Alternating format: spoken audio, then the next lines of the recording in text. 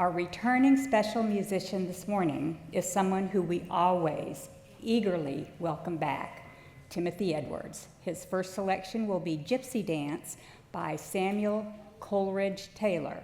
You can read about Tim in your order of service, but don't do it now. Just listen to him.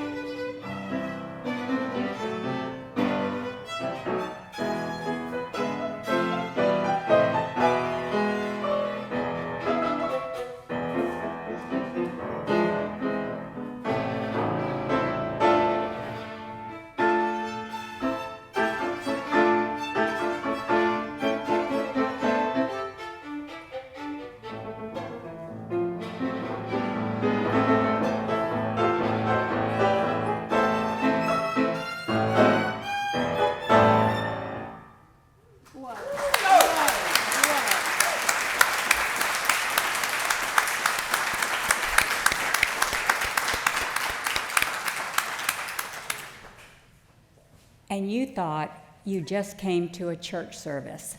Tim, Gary, thank you so much.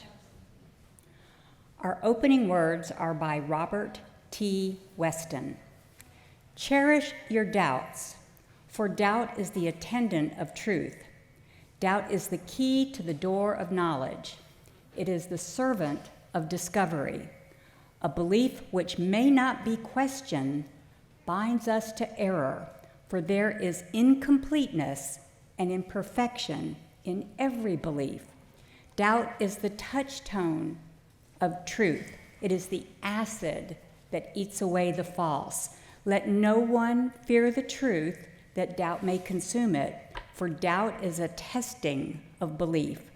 The truth stands boldly and unafraid. It is not shaken by testing. For truth, if it be truth, arises from each testing stronger and more secure. Those who would silence doubt are filled with fear. Their houses are built on shifting sands. But those who fear not doubt and know its use are founded on rock.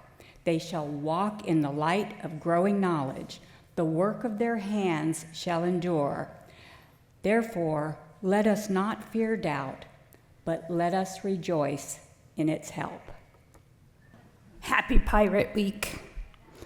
But before we start the challenge, I must tell ye a little background about a fella named Pirate Pete. Well, last year we read a book called Pirate Pete and His Smelly Feet, written by Lucky Rowland and Mark Chambers. And we found out that Pirate Pete had the worst smelling feet on the 7 seas. So foul, even barnacles held their noses. Arr, the stink be so foul that the crew did the unthinkable.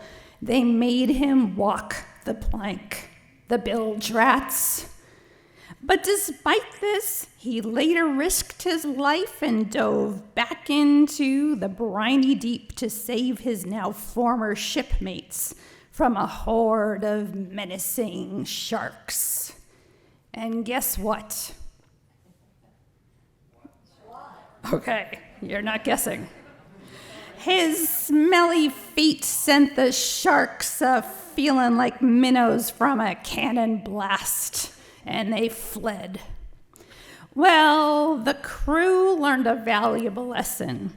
You cannot abandon a friend and a shipmate just for having smelly feet. Some things are worth putting up with for having a friendship forever. And with that, our adventure last year began, me hearties. Pirate Pete forgave his crew and soon was promoted to captain. And then it was Captain Pete, but he still had those stinky feet. Well, Captain Pete was kidnapped, or should I say captain-napped, by a terrible pirate, Captain Dreadbreath Butternuts. Our crew, oh, don't make fun of his name, it's not wise. Our crew here had to find their mapping and wayfinding skills and their extreme cleverness to free Captain Pete. Some, like the fair mermaid Erilyn, lent a fin to guide their way, while others tried to trick them. But in the end, Captain Pete was freed and the crew cashed in their coins and jewels for the finest foot-de-stinking powder this side of the 7 seas. But alas, the seas still be full of trouble. Captain Pete set sail to thank the mermaid Erilyn for her help. But no sooner had he dropped anchor in Coral Cove when he became Captain Napped again. Come on, can I hear it? Awesome. This time by Shark-Tooth Sally, the fiercest pirate queen ever to sail the 7 seas. Her ship, the Biting Biscuit, flies a flag with a golden shark tooth on it.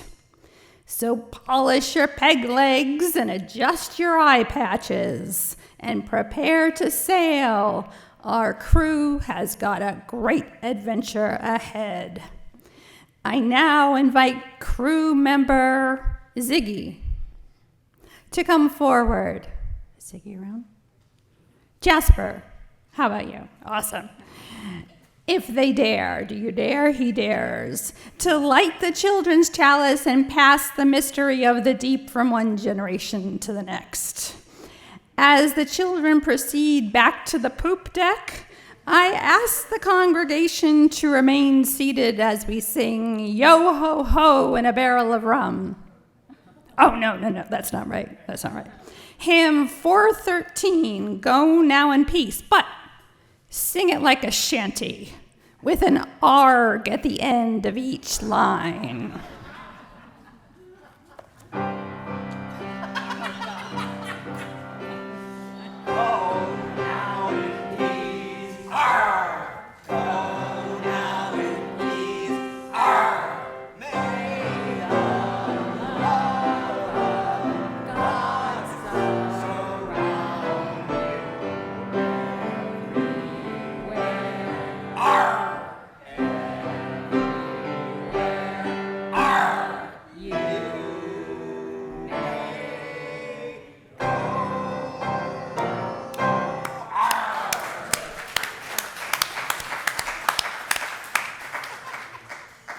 I guarantee you there is no better place to be here than on this day with these folks and the remarkable volunteers that we have at this church to pull all this together.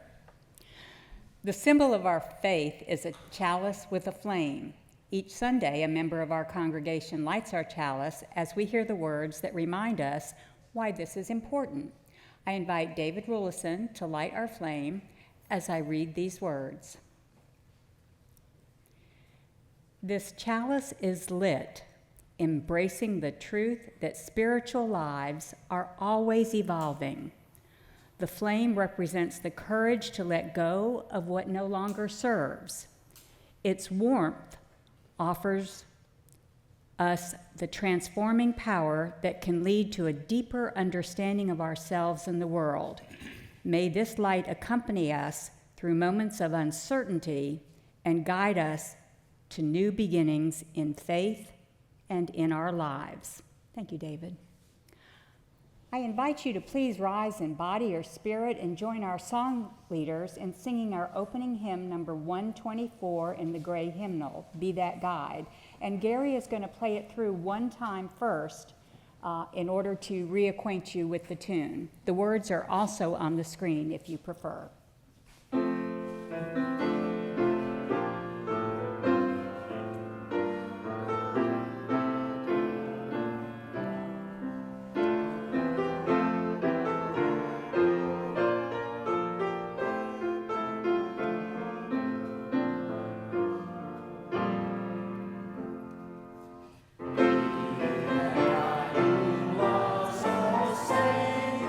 Rise above the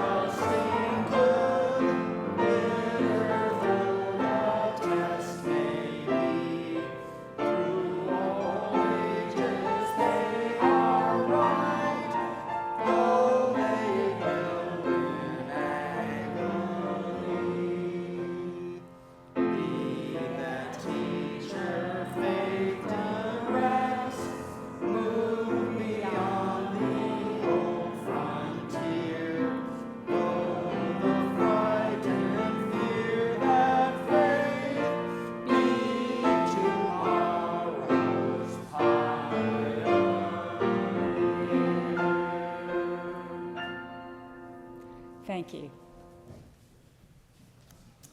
Good morning. I'm Donna Zimmerman, and I am fortunate enough to be your worship leader this morning. We are off to an exciting start for August, as we just had the double play of Pennies from Heaven and an introduction to Shark Week. Welcome to this progressive spiritual congregation whose mission is to create and nourish a loving community that seeks justice and respect for all. We are not a creedal denomination, meaning we have no formal statement of religious beliefs that you must profess in order to be a member. We are a living faith where we each invite intellectual and spiritual development, and we nurture truth, doubt, uncertainty, and growth to a better understanding of our own spiritual selves. And we encourage our children to do the same, to ask questions, think, and express themselves. We do this through the lens of the shared values of the Unitarian Universalist Association. Those are found on the back of your order of service, with love at the center and the foundation of them all. We especially welcome any first-time or returning guests. I invite you to stop at the table at the entrance and get some information about our church and our denomination, and get a name tag so that we can start to call you by your name. After the service, there will be refreshments served at the window in the back, where we spend time socializing. There are also reserved chairs at the back of the last row to provide seating for persons who may have mobility issues. We hope everyone will find a safe, welcoming, and loving community here, and that you can imagine yourselves being a part of us. Remember, though, we cannot make a difference in the world by simply going to church and imagining how things can be better. We need to be the church and live out our values to build that different world that we seek. As I just mentioned, the UU denomination has values that guide us to be our best selves, rather than a creed or dogma that we must profess to be a UU. In addition to that, members of our church came together to develop our own commitment and how we will aspire to treat each other. We say this agreement, this covenant, every Sunday to remind ourselves of these intentions. Please remain seated and join me in reciting our Congregational covenant, which is printed in your order of service and is also up on the screen. We covenant to engage one another with honesty, kindness, and respect, to value diversity, seek understanding of our differences, and practice gracious accountability with care, love, and empathy. We make these promises to those who are here and those yet to come, so that we may be a safe, welcoming, and beloved community of acceptance, learning, and transformation. Now please rise in body or spirit and join in singing our call to worship. The words are printed in your order of service, and there they are again.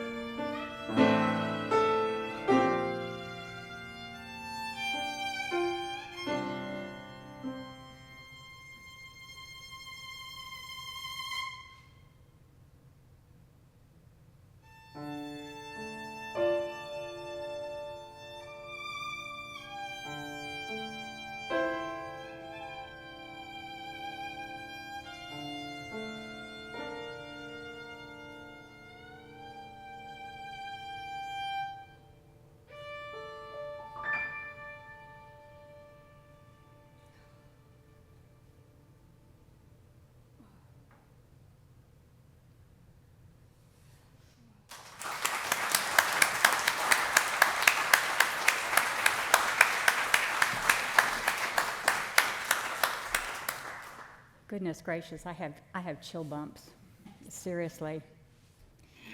As John Wrightington and Marilyn Jones come forward to assist with the offering, I remind you that part of our shared responsibility to this congregation and living our values is demonstrated during our offertory, where you open your hearts to engage in the spiritual practice of generosity. BBUUC has been a beacon for liberal religious values and social activism in our city. Your gifts will sustain the church and our programs and the work we do to support our values and demonstrates to the community who we are. We are completely self-supporting and are grateful for your ongoing faithfulness to your pledge.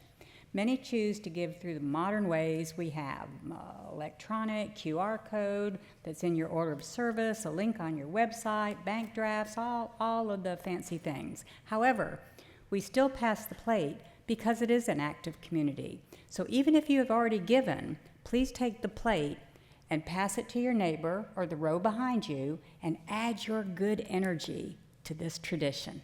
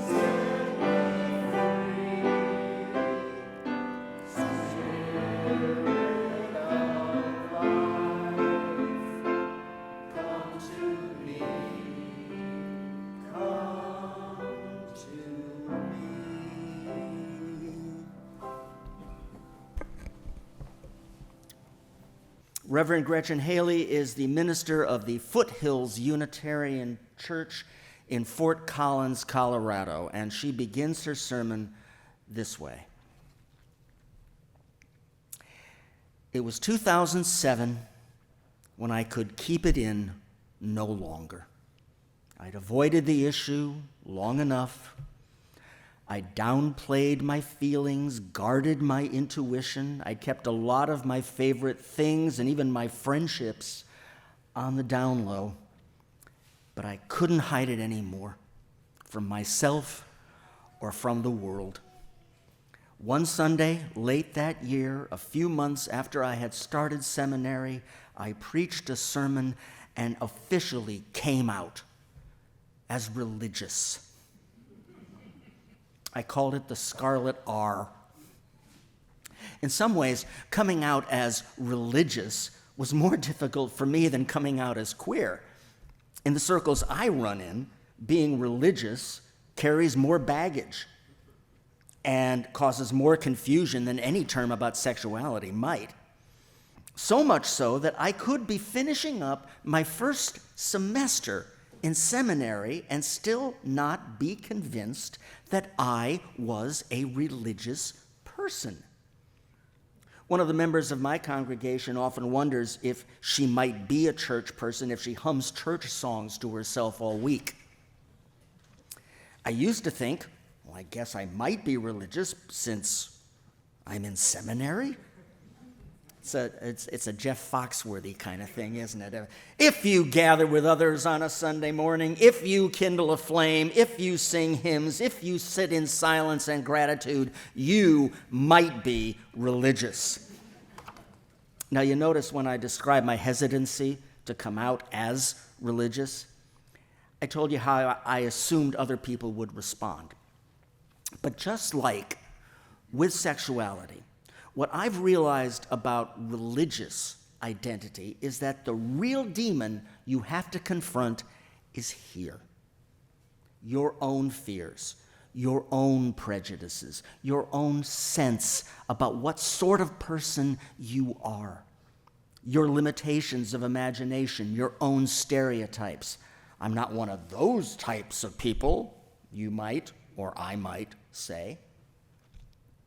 I remember the first time I read the Bible in public. I mean, it was like I was reading pornography. Except I think I was even more embarrassed to be seen reading the Bible.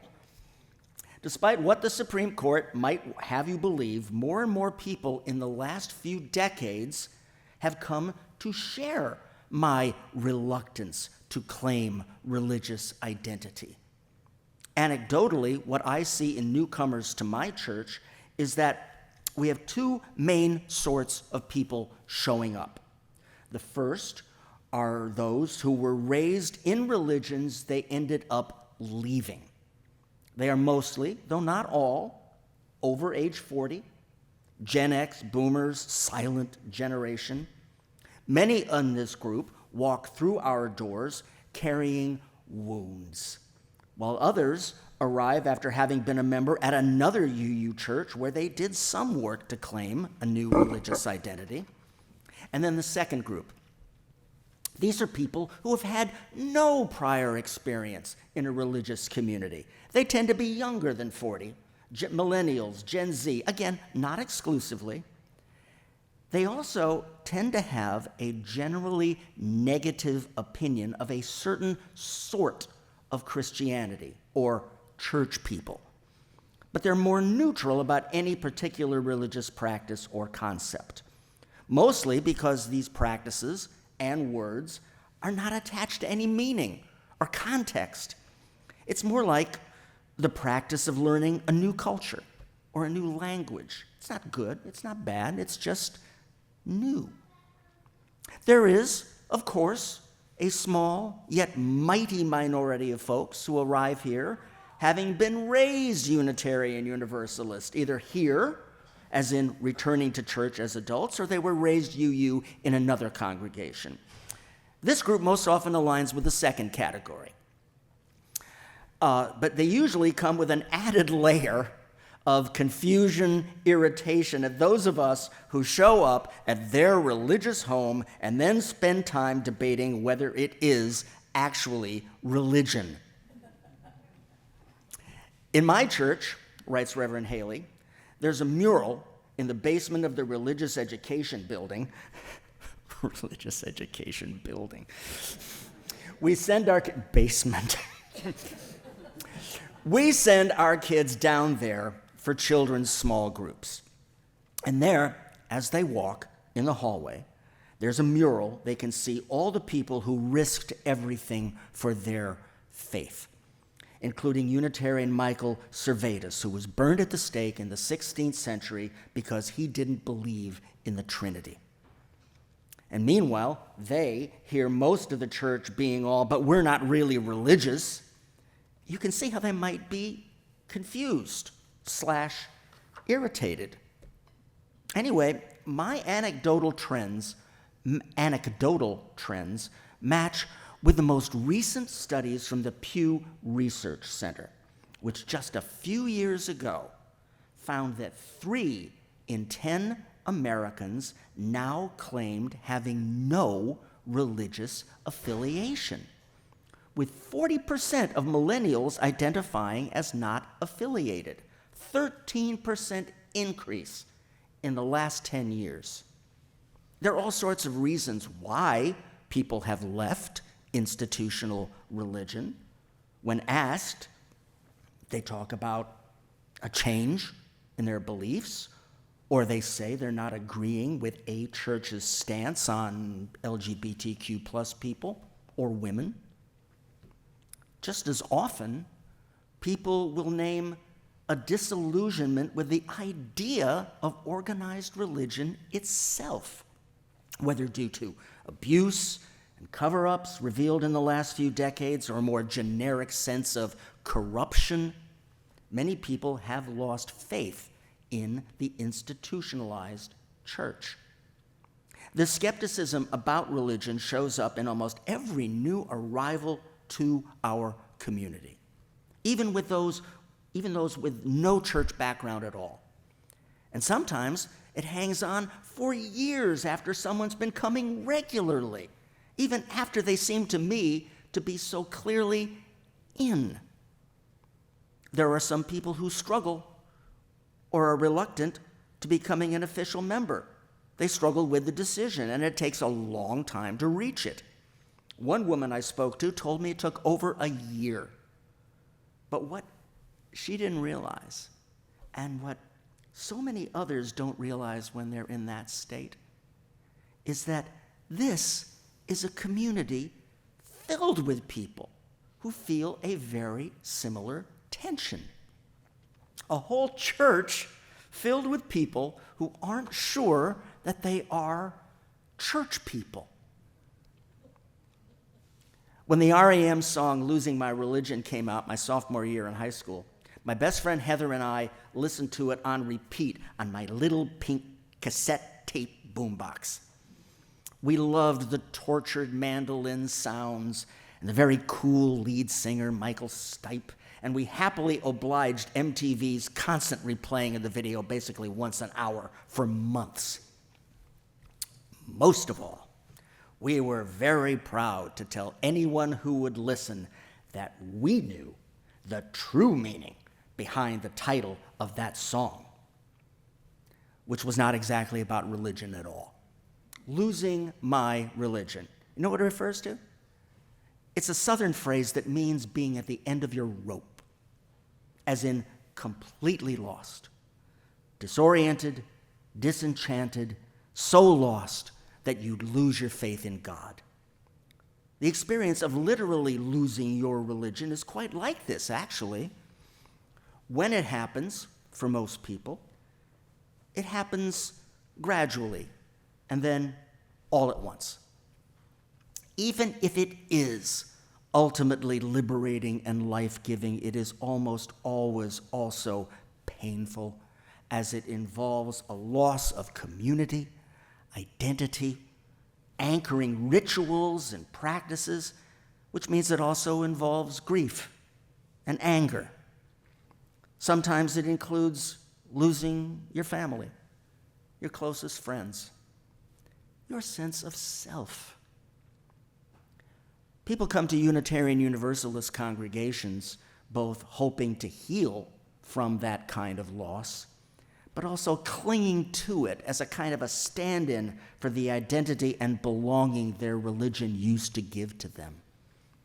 Which is how it can happen that a person can continue to identify as not religious while also regularly attending church, serving in a church, singing in the choir, sending their kids to religious education programs, and participating in small groups. Continuing to understand yourself as not religious or not a church person provides an incredible armor, a protective device. Because to let go of your non-religion is to risk being rejected and lost in all the same ways all over again. It's just that not letting go of your non-religious identity is also a way to make sure the healing never happens, or the gift. In his book, Atomic Habits, James Clear talks about the ways that at the deepest level, our habits are connected to our sense of identity. He gives the example of smoking. How often someone who is trying to stop smoking will say, "I'm trying to quit," which sounds reasonable. But behind that statement is often still the self-understanding. I am a smoker who is trying to quit.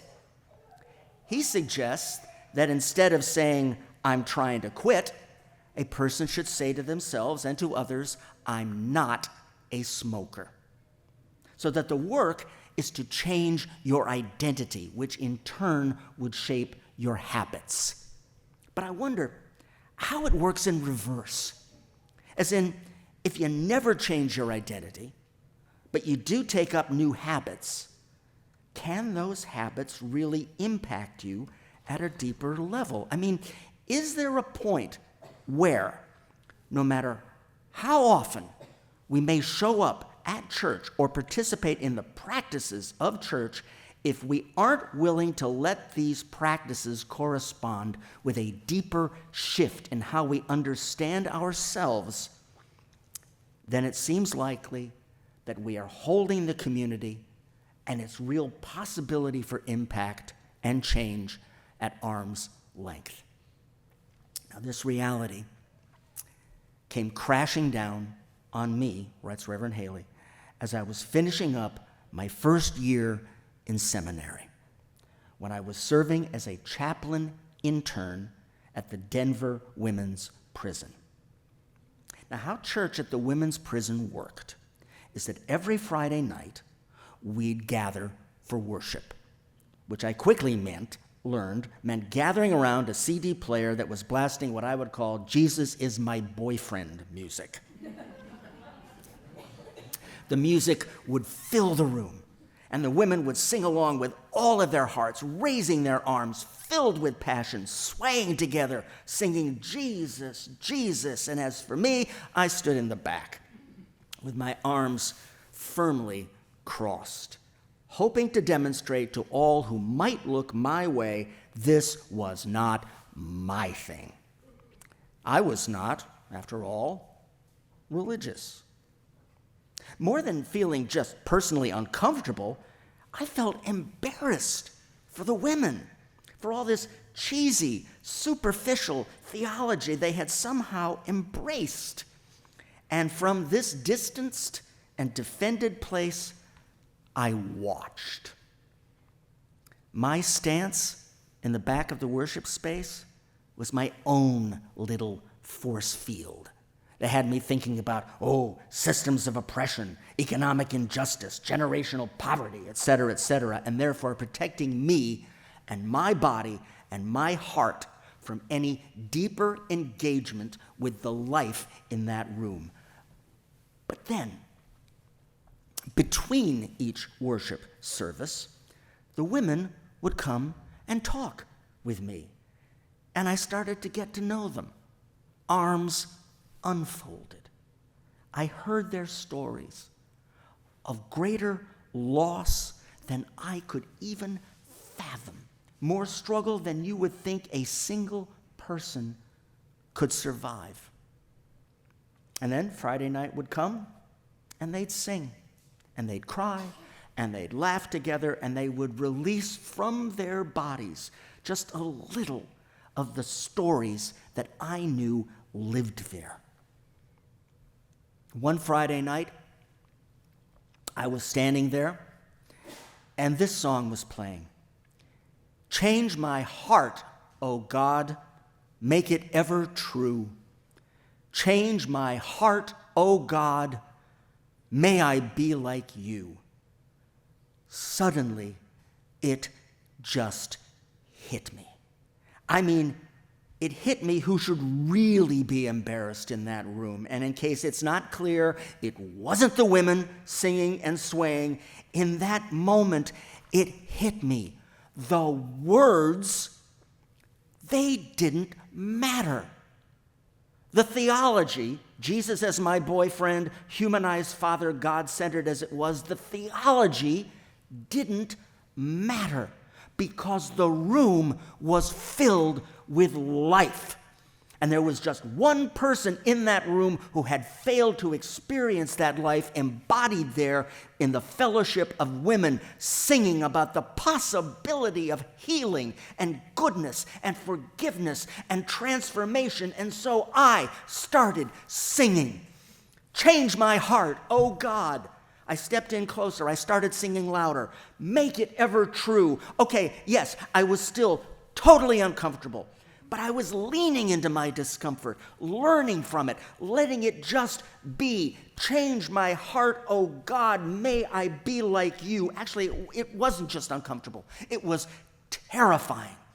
To let down my defenses like that, to invite these words into my mouth without clarifying what I really did or did not actually believe, to sing with full voice about God, and then the verses, Jesus, and how I believe in him and his love for me, how it saves me. It was terrifying for me to give into the experience, knowing I too had experienced pain and shame beyond what I was willing or able to name. It was terrifying just to be present in the midst of all that discomfort, in the midst of all that love. Terrifying and transforming. And after that night, I could receive more people more fully, be with more people more fully, love the world more fully, and receive love more fully.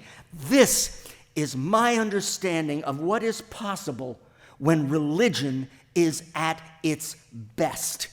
When a Unitarian Universalist church is doing what we are called to do, and when we are who we are called to be, when we let down that protective armor and let life simply be, to receive it all, arms unfolded, to meet it all with love.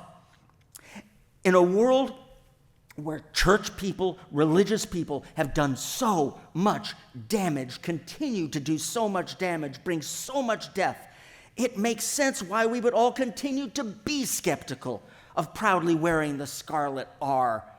Our caution is warranted, even ethical. But it is this same world that needs Unitarian Universalists who understand ourselves and what we are up to in our congregations with a deeper seriousness and a greater commitment, a religious commitment that orients us at our deepest and most unshakable levels. Our world needs us to let down the armor and declare ourselves proudly, clearly church people, showing up religiously with open hearts and open arms, ready to partner with the work of courageous love wherever and however it calls us ever on. Change my heart, O love, make it ever true. Change my heart, O love, may I be like you. Reverend Gretchen Haley,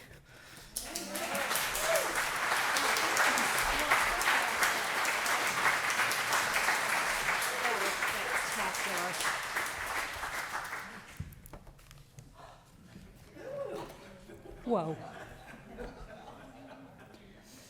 Please rise, embody your spirit, and join our song leaders for the closing hymn, number 348, Guide My Feet. The words are also on your screen, on the screen. Then remain standing for the closing words, and Gary will play it through one time to reacquaint yourselves with it. And when we sing it, I'm going to ask you to pull out all the stops and give it your everything like he just did with that sermon.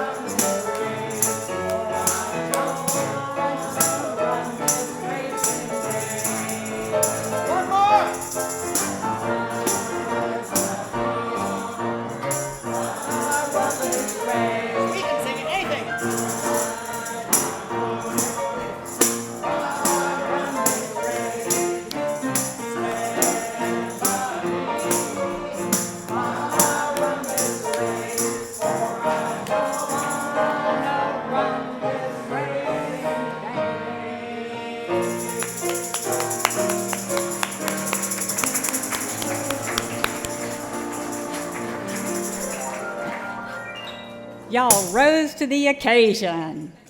David Rollison will now extinguish the chalice. As we extinguish this flame, we remember that even in darkness, the light of possibility remains. Just as we can lose our way and find it again, so too can faith adapt, change, and grow through uncertainty. May you carry this truth with you and the love and support of this community as you leave. And as you return to the world from this space, my prayer is that you invite questions, openness, ambiguity, and welcome new and exciting understandings. May it be so.